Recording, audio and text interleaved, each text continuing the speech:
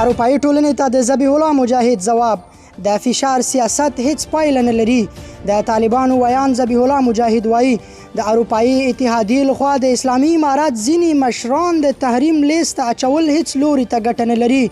د دې پر ځای چې د فشار او تحریم له غوراویو څخه استفاده کیږي، باید له تعامل، ډیالوګ او تفاهم څخه کار واخیستل شي.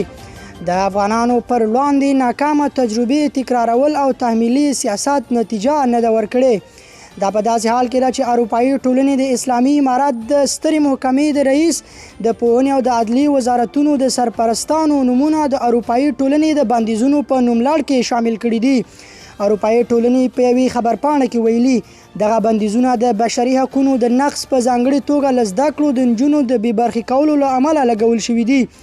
د اروپایي ټولنې د اعلامیې په یو برخه کې راغلي په ټوله کې د اروپایي ټولنې په محدودیتونو کې د شتمنیو کنګل کول د اروپایي هیوادونو د اوسیدونکو او شرکتونو له لوري د دغو دریو طالب چارواکو ته د مالی سرچینو په واک کې نه ورکول او د سفر بندیز شامل دی. د سیاسي چارو شنونکی ویس ناصري وایي دغه بندیزونه نه یوازې د افغانستان پر اوسنیو چارواکو منفي اغیز لري، بلکې د افغانانو پر ژوند هم منفي اغیز لري. د دې وضعیت د بدلون لپاره باید طالبان جدي ګامونه پورته کړي. اروپایي ټولنې تیر کال هم د لوړو زده کړو وزارت پر سرپرست ندا محمد ندیم او د امر بالمعروف او نهي عن المنکر وزارت پر سرپرست محمد خالد حنفي هم بندیزونه لګولي وو.